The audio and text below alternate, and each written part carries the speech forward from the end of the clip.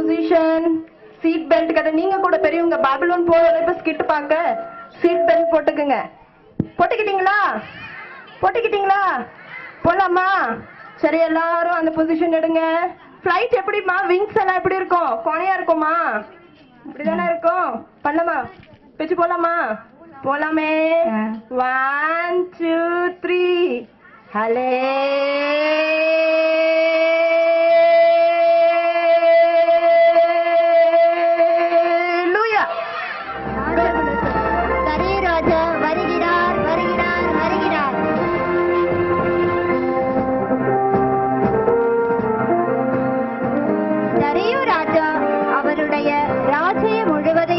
ஆளும்படிக்கு தன் ராஜ்யத்தின் மேல் 120 தேசாதிபதிகளையும் 3 சேனாதிபதிகளையும் ஆயத்தப்படுத்தினார்.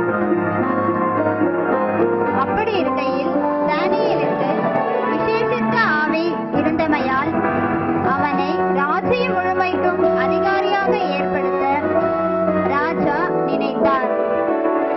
அப்பொழுது பிரதானிகளும் தேசாதிபதிகளும் ராஜ்யத்தின் விசாரிப்பிலே தானியேலை குற்றப்படுத்தும்படி முகாந்தரம் தேடினார்கள். ஆனாலும் ஒரு முகாந்தரத்தையும் குற்றத்தையும் கண்டுபிடிக்க அவர்களால் கூடாதிருந்தது.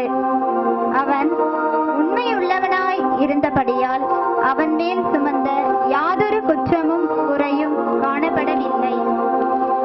அப்பொழுது அந்த மனுஷர், நாம் இந்த தானியேல் அவனுடைய தேவனை பற்றிய வேத விஷயத்திலே குற்றப்படுத்தும் முகாந்தரத்தை கண்டுபிடித்தால் ஒழிய வேறொரு குற்றத்தையும் கண்டுபிடிக்க கூடாது. பின்பு அந்த பிரதானிகளும் தேசாதிபதிகளும் கூட்டம் கூடி ராஜாவினிடத்தில் போய், ராஜாவே, உம்மை தவிர வேறொரு தேவர்களையும் மனுஷர்களையும் 30 நாள் வரையில் வணங்கினால் அவர்களை சிங்கங்களின் கெபியிலே போடுவதற்கு இந்த தாக்கீதில் முத்திரையிடவும். தானியேல் அந்த பத்திரத்தில் கையெழுத்து வைக்கப்பட்டதென்று அறிந்த போதிலும் தன் வீட்டுக்குள் போய் பலகணியை திறந்து எருசலேமுக்கு நேராக 3 வேளையும் ஜெபம் பண்ணினான்.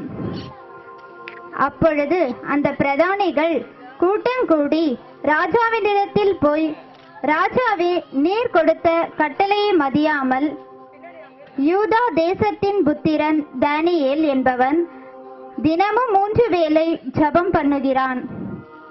அப்படியே ராஜா கட்டளையிட்டபடி தானியேலை சிங்க கெபியிலே போட்டார்கள். ராஜா சிங்க கெபியினிடத்தில் ஓடி வந்து கதறி அழுது, தானியேலே, நீ ஆராதிக்கும் ஜீவனுள்ள தேவன் உன்னை சிங்கத்திற்கு தப்புவிக்க வல்லவராய் இருந்தாரா? ராஜாவே, சிங்கங்கள் என்னை சேதப்படுத்தாதபடிக்கு தேவன் தம்முடைய தூதர்களை அனுப்பி சிங்கங்களின் வாயை கட்டி போட்டார். முன்பாக நடுங்கி பயப்பட வேண்டும் என்று என்னாலே தீர்மானம் பண்ணப்படுகிறது.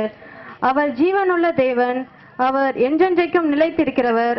அவருடைய ராஜ்யம் அழியாதது, அவருடைய கர்த்தத்துவம் முடிவு பரியந்தமும் நிற்கும்.